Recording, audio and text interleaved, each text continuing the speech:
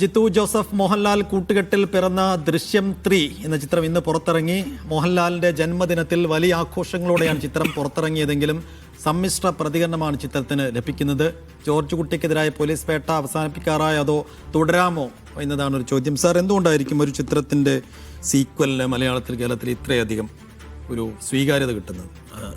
സ്വീകാര്യത എന്ന് പറഞ്ഞതിനേക്കാളും കൂടുതൽ ഞാൻ പറയും ഒരു ശ്രദ്ധ അല്ലെ, ഒരു അറ്റൻഷൻ വരികയാണ്. ഇപ്പോൾ ദൃശ്യം എന്ന് പറയുന്ന ആ വാക്കും ആ ഒരു പ്ലോട്ടും അത് കേരളത്തിൽ വലിയ തോതിൽ വിറ്റഴിക്കപ്പെട്ട ഒരു സംഗതിയാണ്. അത് എന്തുകൊണ്ടാണ് എന്നുള്ളത് ഒരുപാട് ഒരു കൾച്ചറലി അത് നമ്മൾ ആലോചിക്കേണ്ട ഒരു സംഗതിയാണ്. പ്രത്യേകിച്ച് ആ ഫാമിലി ഇപ്പോൾ ആ ജോർജ് കുട്ടിയുടെ കുടുംബം എന്ന് പറയുന്നത് മലയാളികൾ എന്തുകൊണ്ടോ കാര്യമായി റിലേറ്റ് ചെയ്യുന്നുണ്ട് ആ കുടുംബമായിട്ട്. അതിൻ്റെ ആ പീരീഡിൽ ഇത് ഒന്നാമതായി വന്ന ദൃശ്യം 1 വന്ന 2013 മുതൽ ഇങ്ങോട്ട് ഈ 13 വർഷമായിട്ട് ആ ഫാമിലിക്ക് എന്ത് സംഭവിച്ചു, ആ ഫാമിലിയിൽ എന്ത് നടന്നു എന്നൊക്കെ നമ്മളിങ്ങനെ എപ്പോഴെങ്കിലുമൊക്കെ അറിഞ്ഞാൽ കൊള്ളാമെന്ന് തോന്നുന്ന തരത്തിലുള്ള ഒരു മനോഭാവം മലയാളിക്ക് ഉണ്ടായിട്ടുണ്ട്. അതൊരു വിജയമാണ്. ഞാൻ പറയുന്നത് അങ്ങനെ ഒരു പ്ലോട്ടിനെ നിലനിർത്താൻ കഴിയുക, ആ കുടുംബത്തിനെ ജീവിപ്പിക്കാൻ കഴിയുക ഇത്രയും നാൾ, അതിൻ്റെ ആ പ്ലോട്ടിനനുസരിച്ചിട്ടുള്ള ഒരു ക്യൂരിയോസിറ്റി ആളുകൾക്കുള്ളിൽ എപ്പോഴും നിലനിർത്തുക. 2 കഴിഞ്ഞിട്ട് പോലും അതിനകത്ത് പിന്നെയും ചോദ്യങ്ങൾ ബാക്കി നിർത്തുക. 3 നമ്മളിപ്പോൾ കണ്ടിട്ടില്ല സിനിമ, നമ്മൾ 4 പേരും കണ്ടിട്ടില്ല, അതുകൊണ്ട് അതിന് വിലയിരുത്തുകയല്ല നമ്മൾ. അപ്പോൾ 3ാമത്തെ അതിൻ്റെ ഭാഗത്തേക്ക് വരുമ്പോൾ ഇനി എന്ത് സംഭവിക്കും, അതിനകത്ത് ഒരു ഫൈനൽ ആൻസറിലാണോ അത് എത്തുന്നത് എന്നുള്ള ഒരു ചോദ്യം.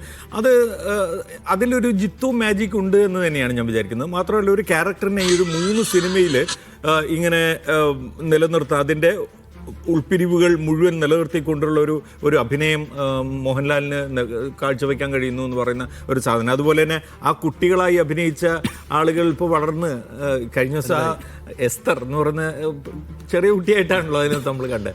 സാരിയും കൊടുത്തിട്ടാണ് ഈ പ്രൊമോഷനിൽ വന്ന് നിൽക്കുന്നത് കണ്ടത്. അപ്പോൾ ആ വളർച്ച അതിനെ ഉപയോഗപ്പെടുത്തുന്നു, അതേ താരങ്ങളെ തന്നെ ഉപയോഗപ്പെടുത്തുന്നു എന്നുള്ള സാധനം.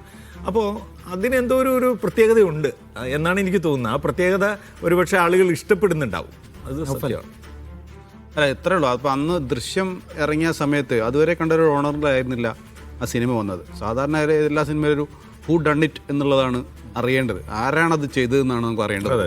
പക്ഷേ ഇതിൽ അങ്ങനെ ആയിരുന്നില്ല, ആരാ ചെയ്തതെന്നല്ല അറിയേണ്ടത്, അത് ചെയ്തതിനെ എങ്ങനെ ഒളിപ്പിക്കുന്നു എന്ന്. അതിലൊരു ഇമോഷണൽ ഡ്രാമ കൊണ്ടുവരുന്നു, അതിലൊരു ഫാമിലിയെ കൊണ്ടുവരുന്നു. ആ ഫാമിലിയാണ് നമ്മളെയൊക്കെ മലയാളികളെ മൊത്തം അതിലേക്ക് അടുപ്പിക്കുന്നത്. ഈ ഫാമിലിയെ സംരക്ഷിക്കേണ്ടത് നമ്മളെയും കൂടി ചുമതലയായി മാറുന്നു എന്ന അവസ്ഥയിലേക്ക് അത് പോവുകയാണ് ചെയ്തത്.